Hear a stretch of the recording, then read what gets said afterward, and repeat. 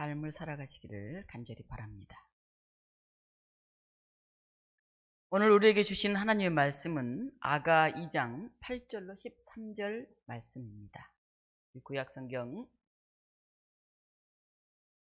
961쪽에 있습니다. 앞에 자막에도 나오고 있는데요. 아가 2장 8절로 13절 말씀 우리 교독으로 함께 독독합니다. 내 사랑하는 자의 목소리로구나. 보라, 그가 산에서 달리고 작은 산을 빨리 넘어오는구나. 내 사랑하는 자는 노루와도 같고 어린 사슴과도 같아서 우리 벽 뒤에 서서 창으로 들여다보며 창살 틈으로 엿보는구나. 나의 사랑하는 자가 내게 말하여 이르기를, 나의 사랑, 내 어여쁜 자야, 일어나서 함께 가자. 겨울도 지나고 비도 그쳤고 지면에는 꽃이 피고 새가 노래할 때가 이르렀는데 비둘기의 소리가 우리 땅에 들리는구나. 무화과 나무에는 푸른 열매가 익었고 포도나무는 꽃을 피워 향기를 토하는구나. 나의 사랑, 나의 어여쁜 자야, 일어나서 함께 가자.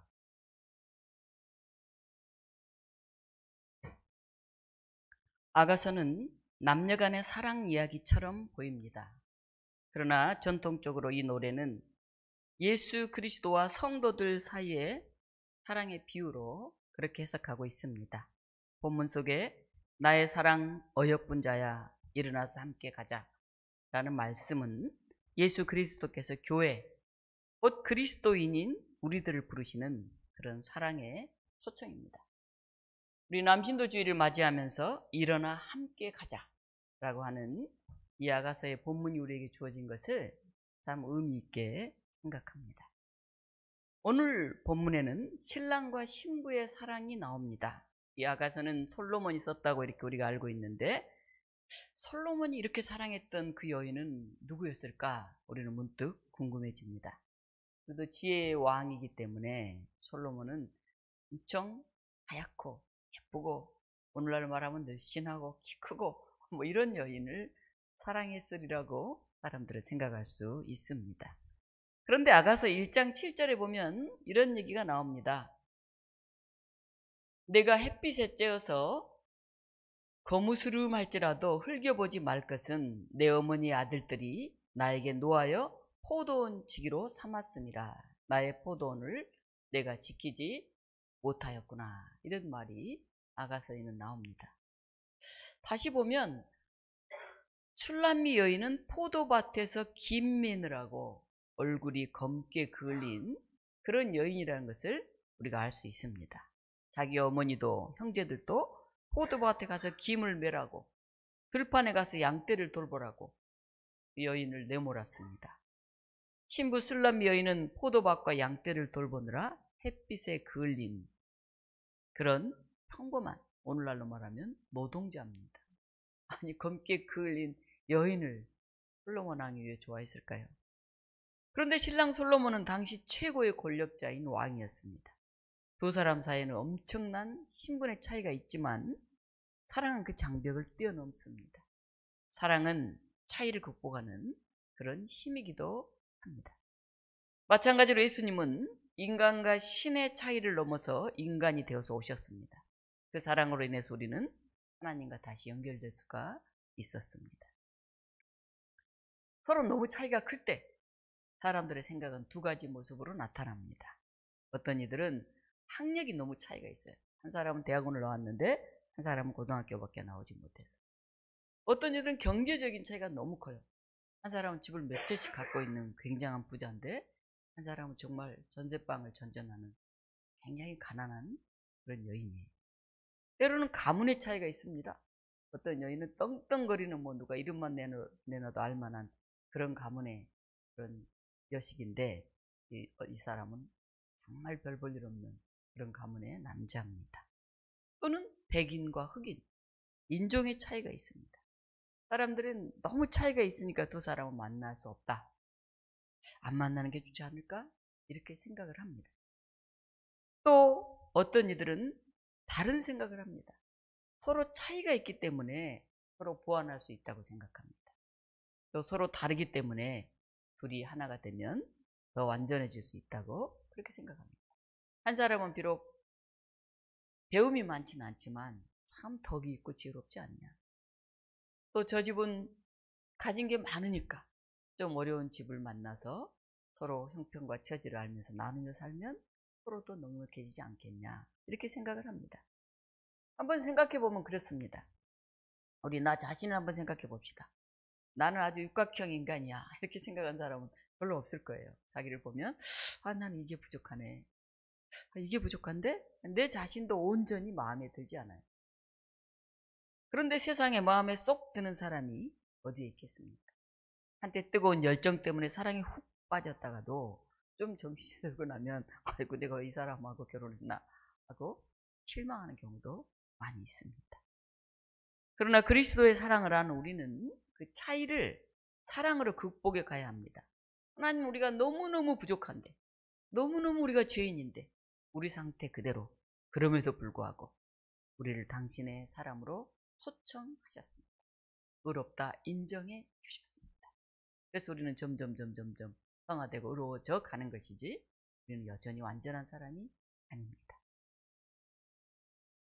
오늘 본문은 신랑이 일어나 함께 가자 이렇게 초청합니다. 언제 이렇게 일어나 함께 가자 초청을 할까요? 오늘 11절, 겨울도 지나고 비도 그쳤고, 겨울도 지나고 비도 그친 때입니다. 겨울이란 말 스타브에는 가려지다, 숨겨지다라고 하는 뜻이 있습니다. 겨울은 좀 우물하잖아요. 춥잖아요. 그래서 사람들도 웅크러지고 식물의 성장도 멈춰요. 모든 활동이 제한을 받는 그런 때입니다. 더군다나 가나안의 겨울은 기압이 불규칙해서 비가 막 자주 내려요. 이 비는 곡식을 연글게 하는 그런 아주 좋은 비가 아니라 겨울의 추위와 한기를 더욱 느끼게 하는 을씨년스러운 그런 비예요. 겨울에 그냥 비까지 축축축 내리면은 얼마나 마음이 무겁겠습니까? 여기서 비는 굳은 일, 괴로운 일을 상징하곤 합니다. 이제 겨울도 지나고 비도 그쳤다. 그쳤다는 말 할라프는 통과하다, 지나가다, 바뀌다, 새물었다, 그런 뜻이에요. 겨울이 지나가고 비도 그쳤다. 이제 어려움과 시련의 때가 지나간 후 새로운 시작이 왔다 하는 것을 얘기합니다. 어찌 보면 우리가 이제 이 뜨거웠던, 이 영원할 것 같았던, 지긋지긋했던 이 여름이 지나가고 이제 가을이 왔구나 하는 생각을 하는 것과도 같습니다. 또 이때는 꽃이 피고 새가 노래할 때입니다. 지면에는 꽃이 피고 새가 노래할 때가 이르렀는데 12절 이렇게 말합니다. 이제 꽃들이 피고 화사한 봄날이 다가왔습니다. 꽃이란 말 레츠는 나차즈에서 왔는데요. 나차즈는 빛나다, 반짝이다, 번영하다 하는 뜻이에요. 지면에는 꽃이 피고 꽃이 그 향기로 자신의 존재를 온 땅에 반짝반짝반짝 바라고 있는 그런 때를 말합니다. 꽃이 핀다는 것은 다시 소생한다, 그런 증거이죠. 꽃이 핀다는 것은 이제 이 꽃이 피고 이제 살았네, 꽃이 겨울에 죽은 줄 알았더니 이제 열매가 맺히겠구나 하는 그 결실을 바라볼 수 있는 희망이기도 합니다. 때문에 꽃이 피는 이때는 소망과 비전의 계절입니다. 오늘 이 본문에는 아마 봄이 되었지만 우리는 이제 가을을 맞이하고 있지 않습니까? 꽃이 피고 잎이 또 무성하고, 그리고 이제 열매가 맺히고 곧 결실을 거둬야 할 그런 때 우리는 지금 접어들었습니다. 세 번째, 비둘기의 소리가 들리는 때입니다. 비둘기는 평화를 상징합니다. 그 추운 겨울과 우물한 겨울비가 지나고 이제 꽃이 피고 새가 노래하는 소성의 계절, 결실의 소망을 볼 수 있는 그때가 왔기 때문에 이제 좀 살만하다, 이제 좀 숨 좀 쉬겠네, 이제 내 마음도 온 세상도 평화롭구나, 이런 시간이라는 것입니다. 오늘 13절에는 무화과 나무에는 푸른 열매가 익었고 포도나무는 꽃을 피워 향기를 토하는구나. 여러 종류의 생명체가 저마다 그리고 함께 살아가는 그런 동산, 이 동산은 생명이 풍성하게 자라는 교회의 모습과도 같습니다. 우리도 다양하잖아요. 청년들, 노인들, 다양한 사람들이 모여 있잖아요. 이것은 하나님께서 새로운 계절, 새로운 은혜의 시간 속으로 저와 여러분을 부르신다고 하는 그런 메시지입니다. 이 아가서를 읽다 보니까 생각나는 시가 있습니다. 김남조 시인이 쓴 그대 있음에라고 하는 시예요. 이건 노래로도 이제 만들어져 가지고 많은 사람들이 불렀죠. 가사를 한 번 더 읊조려 보겠습니다. 그대의 근심 있는 곳에 나를 불러 손잡게 하라. 큰 기쁨과 조용한 갈망이 그대 있음에 내 맘에 자라거늘. 오 그리움이여 그대 있음에 내가 있네. 나를 불러 손잡게 해. 그대의 사랑문을 열 때 내가 있어 그 빛에 살게 해. 사는 것에 외롭고 고단함 그대 있음에 사람의 뜻을 배우니. 오 그리움이여 그대 있음에 내가 있네. 나를 불러 그 빛에 해. 뭐 사랑하는 애인 그대일 수도 있겠지만은 어찌 보면 예수님이 계시기 때문에 내 곁에 다가와서 내 손을 붙잡아 주세요 주님. 때로는 오 주님 나를 불러 주님의 그 빛에 살게 해주세요. 이런 고백과도 같다고 할 수 있습니다. 아가는 이끼에 따라서 서로 마음 깊이 사랑하는 그런 연인의 노래입니다. 그러나 또 다르게 보면 우리를 언제나 변함없이 사랑하시는 하나님의 사랑에 감격해서 하나님을 사랑하는 사람이 부르는 그런 노래이기도 합니다. 이 노래 얼마나 이 아가서를 부르면 막 가슴이 뜁니까? 교회에 들어오는데 제가 아가서 하나 붙여놓은 게 있습니다. 자세히 본 사람 알 거예요. 교회 내려올 때마다 하나님 오늘 또 여러분들을 부르십니다. 나의 사랑, 나의 어여쁜 자여 일어나서 함께 가자. 부모나 형제, 친구조차 술람 여인의 가치를 알아보지 못했지만은 신랑은 그를 귀히 여겼습니다. 마찬가지로 사람들은 여러분을 몰라줄 수 있지만은 주님은 여러분을 알아보시고 주님의 사랑 안으로 초청하십니다. 오늘 여러분은 아무도 알아주지 않는 포도원을 가꾸고 계실지 모릅니다. 양을 치니라 일 속에 지쳐 있을 수도 있습니다. 자신을 가꿀 여유도 없이 까맣게 타버린 그런 피부를 보면서 좌절하고 있을 수도 있습니다. 여인이라면 좀 화장도 하고 뽀얀 피부를 갖고 싶지 않겠습니까? 그런데 밭에 나가 뭐 김 메고 양 돌보고 얼마나 거친 까만 가무잡잡한 그런 피부를 갖게 된 자기의 모습이 얼마나 어떻게 보면 보잘것없이 보이겠습니까? 그러나 기억하십시오. 주님은 여러분을 알아보십니다. 비록 내 부모가 나의 존재 가치를 인정하지 못하고 친구들이 나를 별 볼 일 없이 생각한다 할지라도 아니 나 자신마저도 나는 안 될 것 같아. 나는 지쳐. 나는 힘들어. 나에게 실망하고 우려하더라도 그 주님은 여러분의 존재 가치를 알아보십니다. 창조주 하나님은 이유 없이 목적 없이 그냥 지으신 것이 하나도 없으십니다. 생명 있는 것들은 다 살아야 할 이유가 있습니다. 그리고 존재 가치가 있습니다. 하나님이 여러분을 너무도 사랑하셨기에 자신의 외아들을 이 땅에 보내어 십자가를 지게 하시기까지 우리를 용서하시고 우리를 또 초청하십니다. 나의 사랑, 나의 어여쁜 자야, 일어나 함께 가자. 이 부름은 곧 여러분의 존재 가치를 확인해주는 그런 음성입니다. 오스트리아 비엔나에서 태어난 정신과 의사 빅터 프랭클은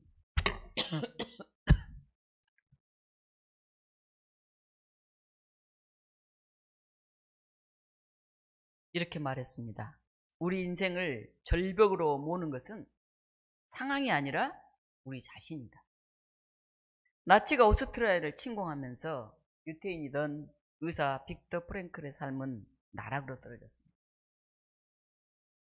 그의 가족은 단지 유대인이라는 이유만으로 나치 수용소로 이리저리 끌려다녔습니다. 수용소를 4번이나 옮기는 동안 그의 가족은 뿔뿔이 흩어졌습니다. 제일 먼저 연세 드신 아버지가 돌아가셨습니다. 그의 사랑하는 아내 틸리는 베르겐 벨벤 수용소에서 죽었습니다. 그의 어머니 엘사는 아우슈비츠 가스실에서 사망했습니다. 그의 동생 윌터는 강제 노역 중에 사망했습니다. 빅터 프랭클은 누구도 살 수 없는 지옥 같은 그 수용소에서 절망할 수밖에 없었습니다. 그 많은 동료 수감자들이 죽어가는 것을 지켜보면서 허탈과 공허로 가득한 그 수용소에서 그는 무슨 소망을 간직할 수 있었겠습니까? 정신과 의사인 빅터 프랭클은 바로 그곳에서 사람들을 본능적으로 관찰하기 시작했어요. 정신과 의사니까 사람들의 심리 상태에 대해서 늘 연구하고 상담하고 치료해 왔잖아요. 그는 어떤 사람이 죽고 어떤 사람이 사는가 살펴보던 중에 한 가지를 깨달았어요. 매일매일이 힘들고 고단하더라도 생존 의지를 가지고 희망을 잃지 않는 사람들, 그들이 살아남는구나. 저 사람이 젊고 건강해서 살 것 같은데 왜 그냥 절망하고 죽고, 저 약하고 비리비리하고 나이 많은 저 노인이 눈을 반짝이면서 살아남는구나 하는 것을 발견했습니다. 그래서 그는 마침내 결심했습니다. 그래, 내가 살아남아야 되겠다. 그곳에서는 한 끼에 물 한 컵만 배급되기 때문에 하루에 단 물 3컵만 마실 수 있어요. 얼마나 갈증이 나요. 겨우 사는 거죠, 목축이고. 그는 아침에 주는 그 물 한 컵 가운데 반만 마시고 나머지 물로는 세수와 면도를 했습니다. 하루도 거르지 않고 깨진 유리 조각으로 면도를 했어요. 수염이 자라나니까. 면도를 하다가 턱 여기저기에 상처가 났어요. 유리 조각으로.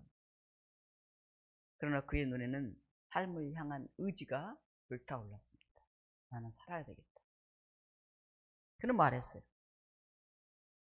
인간의 가장 위대한 업적은 성공과 명예가 아니라 변하지 않을 것 같은 운명에 처했더라도 살아내겠다고 하는 위대한 용기로 맞서는 것이다. 사람이 희망이 보이지 않으면 살겠다는 의지도 없잖아요. 요즘 자살하는 사람들이 많아요. 얼마 전에 재판을 하다 보니까 49세인가요? 가장이 50이 채 안 됐던 것 같아 기억하는데 아들 둘하고 부인하고 차를 타고 호수로 그냥 돌진했어요. 저수지인가요? 아들들 다 이 수면제를 먹였기 때문에 거기서 다 그냥 빠져나오다가 죽었죠. 근데 창문을 열어놓고 차가 물속에 들어갔는데 본인만 빠져나왔어요. 그래서 너무 살기가 힘들어서 다 동반 자살하려고 그랬다. 빠져나와가지고 혼자 도망갔거든요. 그래서 판사가 그렇게 말했어요. 당신이 그 창문을 열고 빠져나왔을 때 그때만 신고했어도 당신의 자식들과 아내는 죽지 않았다. 혹시 가족들을 다 죽이고 혼자 살려고 빠져나온 건 아니에요. 창문을 미리 열어놨고 혼자만 빠져나왔고 빠져나와서도 가족들을 겉들도 보지도 않고 멀리 도망가 버리고. 당신이 정말 같이 죽으려고 했던 건 맞냐. 무기징역을 선고하면서 판사가 울었다고 하는 그런 글이 실린 것을 보았습니다. 판사도 마음이 아팠겠죠. 오죽했으면 이 사람이 가족을 죽이고 함께 죽으려고 했을까. 그 순간 무서웠을 수도 있겠죠. 그래서 그냥 혼자 살려고 생존 본능 때문에 도망쳤겠죠. 아니면 정말 가족을 그냥 이거 혼자 살아남으려고 했을지도 모를 일이고. 인간의 가장 위대한 업적은 성공과 명예가 아니라 변하지 않을 것 같은 운명에 처했더라도 살아내겠다고 하는 위대한 용기로 맞서는 것이다. 이 빅터 프랭클의 고백을 여러분이 간직했으면 좋겠습니다. 오늘 희망이 없더라도, 앞이 보이지 않더라도 얼마 아우슈비츠 수용소보다 더 하겠습니까? 오늘 본문에 나오는 술람미 여인도 이런 사람입니다. 그는 어려운 환경 속에서도 당당했습니다. 그래서 신앙으로 성숙한 여인이 되었습니다. 내가 자신감이 없고 내가 움츠러들고 가면 누가 오라고 불러도 못 가잖아요. 난 힘이 없어. 난 너무 예쁘지 않아. 난 너무 시커매. 난 너무 가난해. 그 부름에 우리가 응답하지 못하잖아요. 오늘 여러분을 또 자신을 잘 알아줄 것 같은 사람이 여러분을 몰라준다고 해서 낙심하지 마십시오. 여러분 스스로가 자신의 존재 가치를 믿고 위대한 용기로 일어서십시오. 하나님은 저와 여러분을 사랑으로 부르십니다. 그런데 단지 위로하시는 것만이 아니라 하나님 우리를 부르셔서 열매 맺는 삶으로 초청하십니다. 술람 여인이 자신의 처지를 탓하지 않고 당당하게 사랑을 받아들였듯이 하나님은 오늘 우리의 부족함에도 불구하고 우리를 인정하시고 우리를 들어 사용하시기를 원하십니다. 하나님은 여러분을 재창조하시고 일꾼으로 세우셔서 은혜를 부어주십니다. 우리를 인정하고 부르셔서 하나님 나라의 귀한 역할을 주시고 그 하나님 우리에게 감당할 세임도 부어주실 것입니다. 오늘 이 땅에 남성들이 어깨가 축 늘어지는 그런 시대에 살고 있다고 합니다. 옛날에 가부장직사에서 남자가 야! 하라면 해! 그럼 여자들이 네네 하고 깜짝 못하고요. 남자는 밥상에서 밥을 먹고 여자는 저 밑에 방바닥에 누룽지를 끓여 먹거나 그런 시대들이 있었죠. 근데 요즘 남자들이 살기가 참 힘든 시대라고 합니다. 그래서 어른들이 아이고 요새 우리 아들 보면 불쌍해. 아이고 집에 갔더니 설거지하고 있더라고. 그 여성들은 아니 설거지하는 게 당연하죠.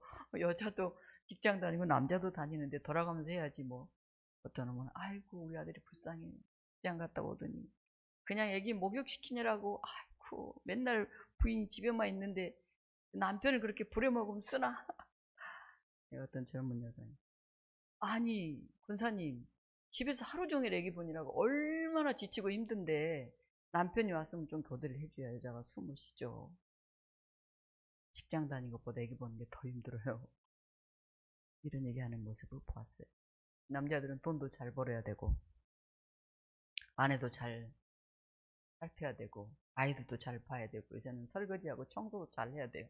그러니까 남자들이 살기 너무 힘든 사회다. 여성은 좀 직장 안 다니고 집에 있어도 누가 뭐라고 한 사람이 없는데 남자는 직장 안 다니고 집에 있으면 이상한 눈으로 쳐다보잖아요. 남자도 직장 안 다니고 집에 있을 수도 있죠. 어떤 집은 남편이 살림하고 여자가 직장 다니는 집도 있어요. 근데 사람들은 그걸 잘 이해를 못해요. 받아들이지 않아요. 오늘날 이 땅에 남성으로 산다는 것도 참 눅눅한 일이 아닙니다. 오늘 남신도 주일입니다. 우리 교회 남신도들 뭐 많지 않지만 그분들의 삶을 기억했으면 좋겠습니다. 우리의 아버지, 또 우리의 자녀들, 그들의 삶도 기억했으면 좋겠습니다. 그리고 우리 모두 한 마음으로 서로의 다름과 차이를 극복하고 우리를 인정하셔서 우리에게 귀한 역할을 주시고 우리에게 감당할 세임을 부어주십니다. 그래서 오늘 우리에게 나의 사랑 나의 어여쁜 자야 이르는 함께 가자 이렇게 불러주신 하나님의 그 음성을 들었으면 좋겠습니다. 오늘도 주님과 함께 힘찬 발걸음을 시작하시기를 간절히 축원합니다. 사랑하는 독립문교회 여러분, 여러분들이 아무도 알아주지 않는 포도원을 가꾸고 양을 돌보느라 지쳐있더라도 주님은 여러분을 귀하게 여긴다고 하는 것을 기억하시기 바랍니다. 주님 오늘도 저와 여러분을 부르고 계십니다. 나의 사랑 내 어여쁜 자야 일어나 함께 가자. 이제 이 무더운 여름이 지나고 열매 있는 가을이 성큼 다가온 것처럼 여러분도 주님의 음성을 듣고 노루처럼 사슴처럼 주님 품으로 뛰어가게 되시길 간절히 바랍니다.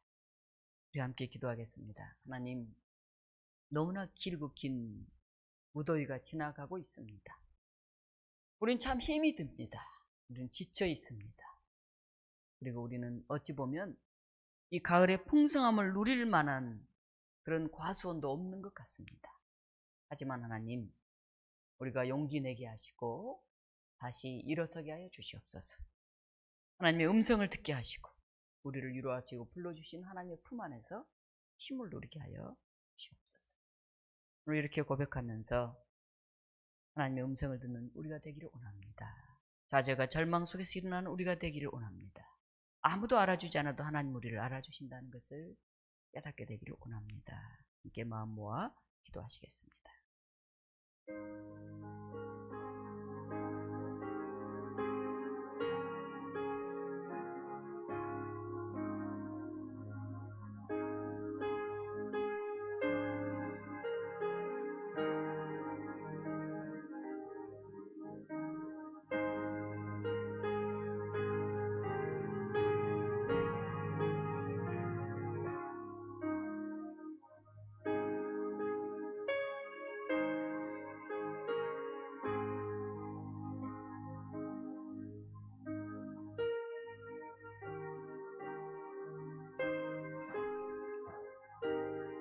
사랑의 하나님, 오늘도 우리를 나의 사랑 나의 어여쁜 자야 일어나 함께 가자라고 부르시는 주님의 음성을 듣게 하시니 감사합니다. 겨울이 지나고 봄이 오듯이 우리의 삶 속에 있던 시련과 고난도 지나가게 하시고 대소망과 새 힘으로 일어서게 하심을 믿습니다. 주님, 때로 우리는 술람미 여인처럼 사람들에게 인정받지 못하고 스스로 초라하게 느낄 때가 있습니다. 그러나 그런 우리를 귀히 여기시고 존귀한 하나님의 자녀로 불러주심을 기억하게 하옵소서. 세상은 차이와 장벽을 내세우지만은 주님의 사랑은 그것을 뛰어넘는다는 것을 우리가 기억하게 하옵소서. 우리도 서로의 있는 모습 그대로를 받아들이며 사랑으로 함께 걷는 공동체가 되게 하옵소서. 삶이 여전히 버겁고 무거워도 수용소에서도 희망을 붙든 빅터 프랭클처럼 우리도 믿음과 용기로 오늘을 살아내게 하시고 주님 주신 부르심의 길을 담대히 걷게 하옵소서. 오늘 또 우리에게 함께 가자고 부르시는 주님의 초청에 응답하며 동상 같은 교회 안에서 서로 사랑하며 열매 맺는 삶을 살게 하옵소서. 예수님 이름으로 기도합니다. 아멘. 찬송가 526장 부르시면서 준비하신 봉헌 하겠습니다. 우리가 오늘 이제 3주째인데요. 탄소금식 헌금을 실시하고 있습니다. 단시 헌금 내는데 여러분 집중하지 마시고 월요일부터 토요일까지 제가